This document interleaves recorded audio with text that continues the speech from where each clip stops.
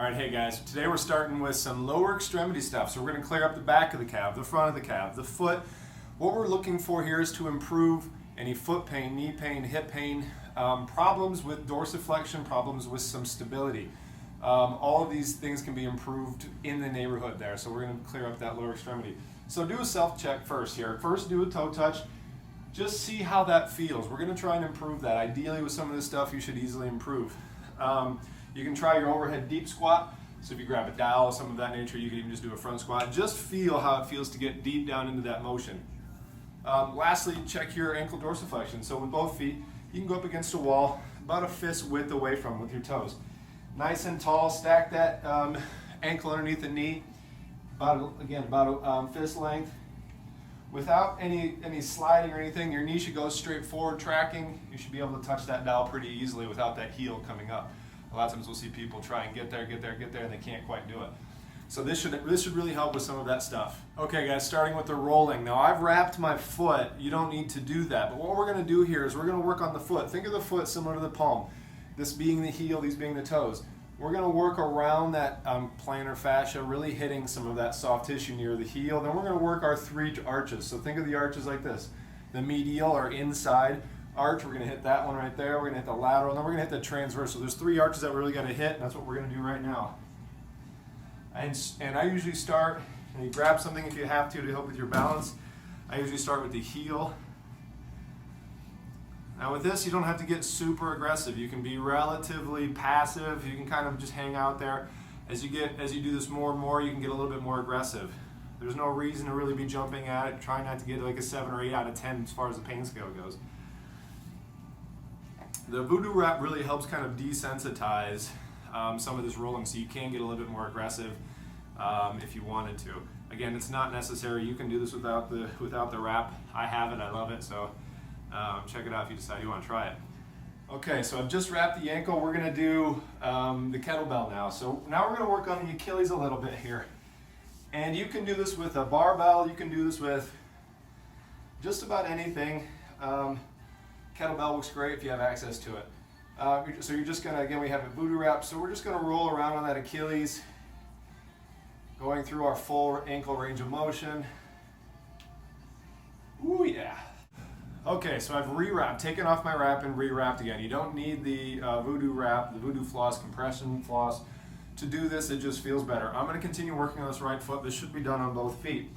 Now we're going to do some mobilization in the ankle. So go ahead and get your band. You're going to add a whole lot of tension here. And from there, keep that nice and low. So you can see how low that is on my ankle. You want that nice and low. Don't forget about the arch here. So some of you, I've talked with you about holding that tripod. So keep that arch up. Think about that tripod, that short foot, and then mobilize into that direction. So here, just kind of rocking in and out. Again, 2 or 3 minutes here on each side. No need to spend a whole lot of time. We're going to go both directions. So you can kind of get down in here too.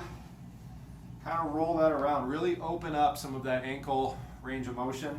Try and work more laterally. You saw me going in there. That's not really a beneficial approach.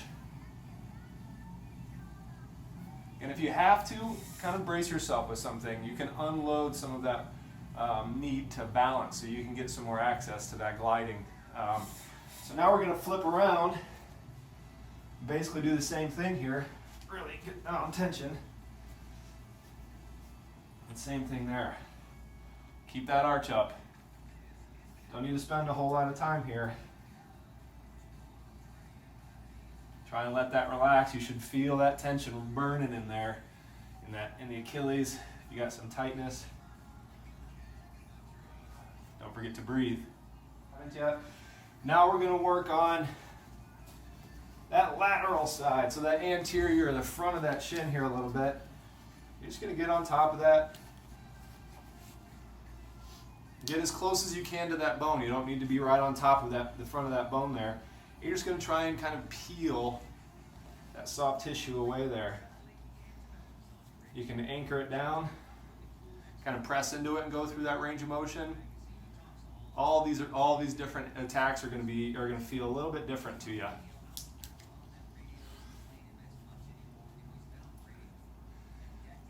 After you've gotten that front part, so after you've worked away from the bone being right here, you've gotten right here, then you're going to start to move into those peroneals, some of those smaller foot muscles, the intrinsic foot muscles. Those are going to be really important for your ankle stabilization. Try not to roll around a whole lot like I'm doing here, because what we're trying to do is relax the muscles. So again, find 2 or 3 tender points, spend 2 or 3 minutes potentially in each one of those, and just breathe, press into it. The pressing isn't quite rolling, it's kind of peeling. So I'm taking it and just kind of rocking through that tissue. From there, we'll move up. Okay, I've removed the wrap. I've moved it up a little bit. So now we're going to work on the rest of the calf, some more of the peroneals, that tib anterior. We can even work on the medial side of the calf here too, continuing with some of those smaller muscles. So the lower extremity gets a lot of play in the calf, but we kind of forget about some of these smaller muscles that really play a big role in ankle stabilization, in lower extremity stabilization.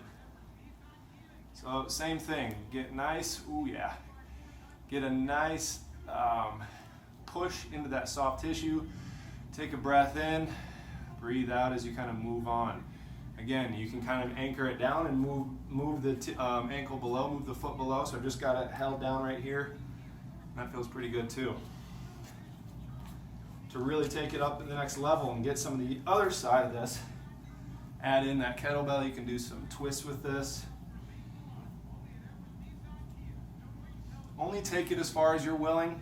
As far as all of the twisting and all of this overpressure, there's real no need to get super aggressive with this. Again, this is one of those things where the more often you do it, the more it's going to improve. It isn't going to be just a one-time session.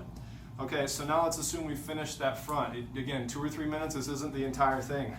You can continue now to work on the calf. So similar to what we did at the Achilles, as you move your way up, you want to hit some of those more tender areas. The calf is a whole lot bigger, so you're going to have a whole lot more rotation needed with this. You can add some overpressure. Again, you don't need a kettlebell to do this. You can do it on a lacrosse ball. You can do it on a barbell. You can, and I'll show you another way here too, where it's a bone saw. Kelly Starrett kind of started the bone sawing. I'll show you what that is here in a second. Again, look for some of the more tender areas. Go through a range of motion there. Once you find something that speaks to you a little bit. Okay, if you don't have a kettlebell or anything, here's the technique.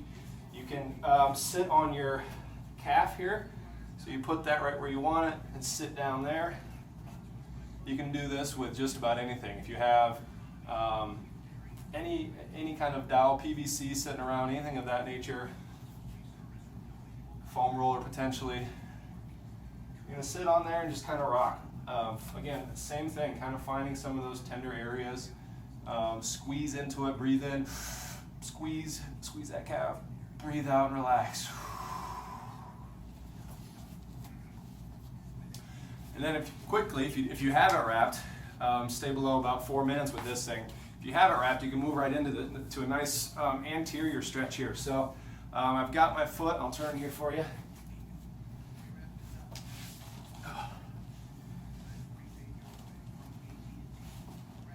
Got my foot flat here. What we're really trying to do is work this front side, and you just kind of add some overpressure there. You're going to feel that in the front of the foot.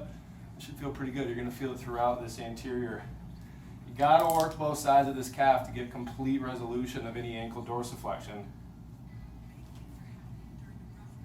And pull that knee up. Similarly, sit with that foot back here and just kind of sit on that. We still want full range of those toes, so you've already rolled those feet, so now's a good time to really introduce some of that stretching.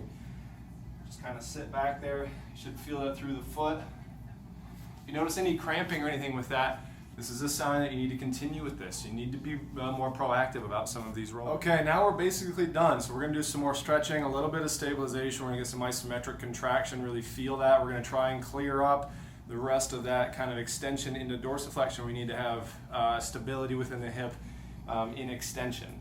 Okay, so I just rewrapped the calf. I haven't left it on. So what we're going to do now is do some light stretches. So kind of rocking in here. You're going to feel that, squeeze the glute in that.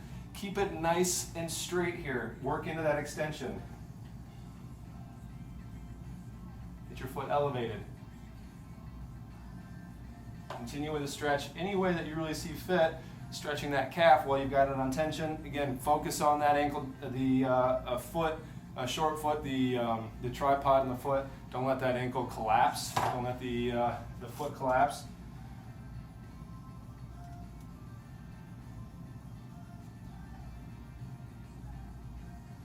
And then you're going to do some strengthening. So on both feet, you're going to do some eccentric strengthening. So raise yourself up, lower with 1. Raise yourself up, lower.